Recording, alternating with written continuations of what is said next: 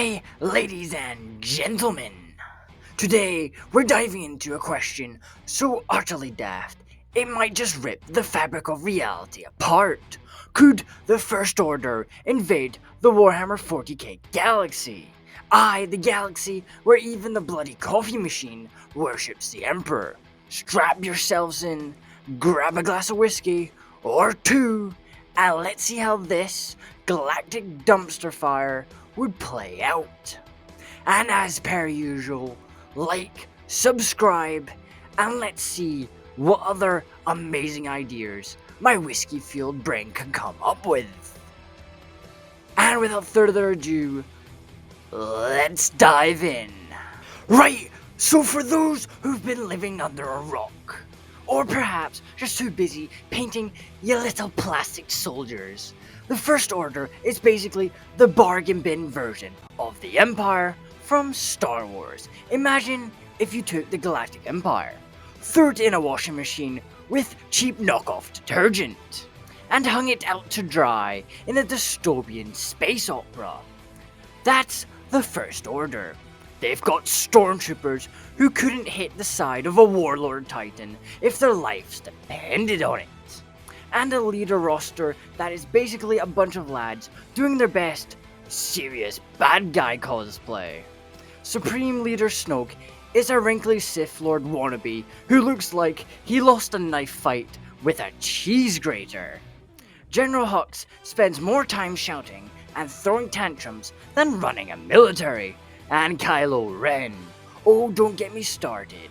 He's like a teenage edgelord Sith fanboy who smashed his dad's car, then blamed it on the galaxy. Fucking wimp. But here's the kicker. They've got Starkiller Base, a super weapon that could blow up multiple planets at once. That's impressive. Aye. But in the Warhammer 40k galaxy, that's a fucking Tuesday. Let's paint a picture for the poor sods in the First Order who think they're about to make a name for themselves. The Warhammer 40k galaxy isn't some sleek, sanitized sci-fi world. It's a grimdark nightmare where hopes go to die and dreams don't exist, and where everything is literally trying to kill you, often in a spectacular, horrific way. At the center of it all is the Imperium of Man, a brutal monster that is equal parts religion and fanatic dictatorship. They worship the God Emperor of mankind, a godlike figure who's technically been dead for 10,000 years, but still manages to exert his will from the Golden Throne, a life support system that doubles as a fucking lighthouse. The Imperium runs on sheer bloody madness and a metric fuckton of faith, and more red tape than a HR department during a Christmas bonus. Then there's chaos. Oh, these bastards are something else entirely. Picture the worst parts of humanity: rage, lust, ambition, and crank them all up to 11.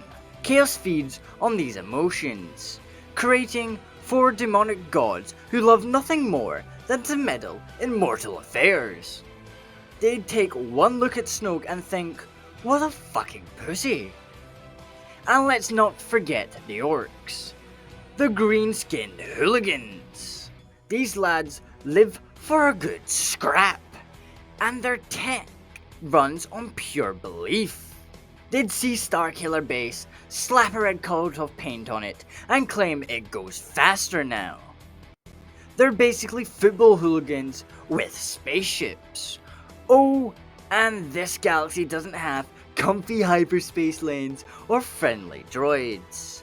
What fucking galaxy do you think we're in? Star Trek? No, it's the Warhammer fucking 40k galaxy. Picture this. The First Order rolls up in their sleek Star Destroyers, looking as smug as ever. General Hux is on the bridge, probably rehashing some over-the-top speech about order, discipline, and how shiny his boots are. They're expecting to find some primitive defenseless planet to conquer. Instead, they drop out of hyperspace over a hive world.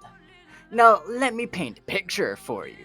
Think Coruscant, but if Coruscant had been left to rot for 10,000 years.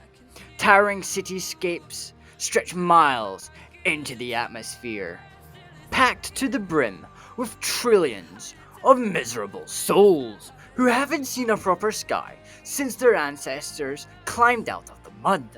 This place is a living, breathing machine of industry and misery, churning out soldiers and supplies for the Imperium like there's no tomorrow, because in this galaxy, there might not be. Hux steps up to the mic, clears his throat, and delivers his grand proclamation. Submit to the First Order, and we shall bring you peace and prosperity. The Hive World responds with a unanimous, get the fuck. Why? Because in the Imperium of Man, you don't parley with would-be conquerors. You blow them to bits. Enter the Astrum Militarum, the humble foot soldiers of the Imperium. Don't let their unassuming las guns fool ya. These lads and lasses are tough as nails. They've faced everything from swarms of Tyranids to hordes of chaos. And they've done it all with nothing more than sheer numbers and blind faith in the Emperor. The First Order's shiny stormtroopers might look intimidating, but against the unrelenting tide of Imperial Guard, they're about as threatening as a wet paper bag in a hurricane. Let's say, by some miracle or sheer dumb luck, the First Order survives the initial encounter. They hold their ground long enough to get the Imperium's attention. That's when the Adeptus Astartes show up. And let me tell you, when the Space Marines arrive, things go from bad to catastrophic. Space Marines are the Emperor's Angels of Death, towering giants encased in power armor that could shrug off a tank shell like it's a mosquito bite. Their bolters don't fire ordinary bullets. They launch miniature missiles that explode inside their target. One shot is enough to turn a stormtrooper into red mist. The First Order's forces would barely have time to scream before they get torn apart. And if you think, but what about Kylo Ren?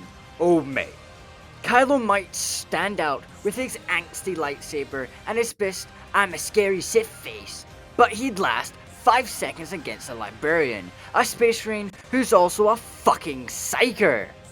While Kylo Ren's tossing furniture around with the Force, the librarian is summoning a psychic storm that would fry him faster than you can say, Sith who?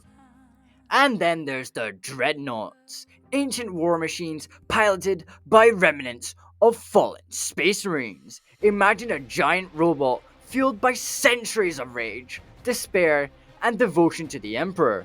The First Order wouldn't stand a fucking chance.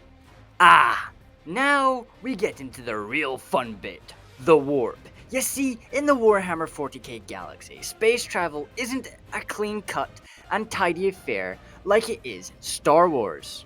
There's no hyperspace lanes or smooth jumps between star systems. Instead, ships have to navigate the warp, a nightmarish hellscape where time and space mean nothing and demons lurk around every corner. Now, with that being said, I do think the First Order would set up hyperspace lanes. It'd take them fucking forever and a shit ton of resources, but they do it. But the moment the First Order tried to enter the warp, they'd be done for. The Galliffield technology that protects ships from warp entities isn't something they've got. So as soon as they pop in, they're screwed by demons, hellish monstrosities created by the Chaos Gods. Imagine Starkiller Base suddenly became ground zero for a demonic invasion. Instead of blowing up planets, it's vomiting out bloodthirsters and plague bearers. And if Snoke thinks he's the big bad of the galaxy, wait until he meets the Chaos Gods. Khorne, the Blood God, would use him as a footstool. Slaanesh would turn him into a grotesque ornament. For shits and giggles, Zinch would manipulate him into dancing a Highland Kaylee, and Nurgle would infect his shiny robe with unholy pestilence. It's a cosmic roast session, and Snoke would be the main course. As if the First Order didn't have enough problems, now they've got the galaxy's Xeno races to contend with. Let's start with the Eldar, the galaxy's arrogant space elves. They'd see the First Order's fleets, have a wee chuckle, then wipe them out with surgical precision. They'd probably do it out of boredom, just to remind everyone they're still the smartest bastards around. Then, there are the Tyranids, the Great Devourers. These biological nightmares consume everything in their path, stripping entire planets down to their bedrock. To the Tyranids, the First Order would be little more than a light snack, a warm-up for the main course. And the Orks. Oh, the Orks would love this. They'd see Star Destroyers, declare them dead killy, and start nicking bits to slap onto their own ships. By the end of it, you'd have orcified Star Destroyers flying into battle, covered in spikes, graffiti, and duct tape. The Tal might try to open negotiations, but let's be real, the First Order isn't exactly known for diplomacy. After about 5 minutes of listening to Huck's rant, the Tal would give up and vaporize them with railguns.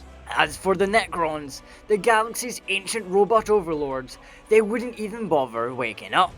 The First Order simply isn't worth the effort. Let's break down how this would play out. The First Order shows up and they're a novelty for about 5 minutes. Sure, their Star Destroyers might take down a few Imperial Navy ships. Maybe they'd even carve out a wee corner of space and declare it the New Order land or something shit like that. But the Imperium would come back with a fucking vengeance.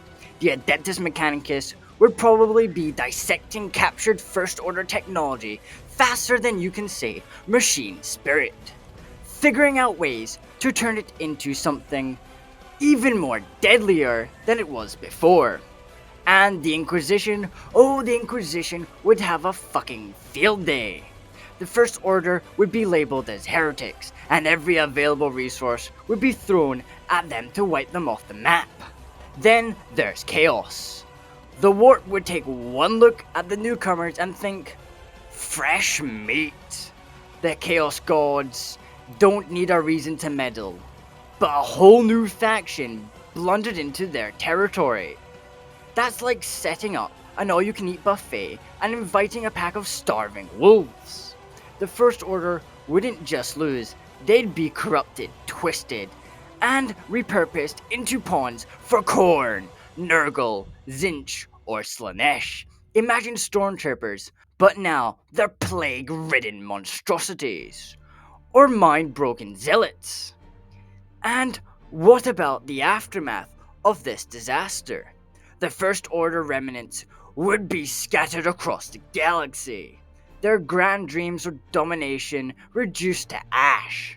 Survivors might try and hide underground, but in 40k there's no escaping the endless cycle of war.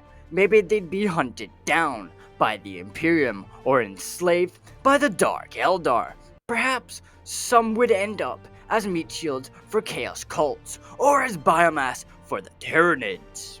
Kylo Ren, if he somehow survived, might try and find a place in this new hellscape. But where does a brooding Sith Lord wannabe fit in to the galaxy, where literally demon princes roam around, casually tearing apart reality? At best, he'd become some Chaos Lord's errand boy.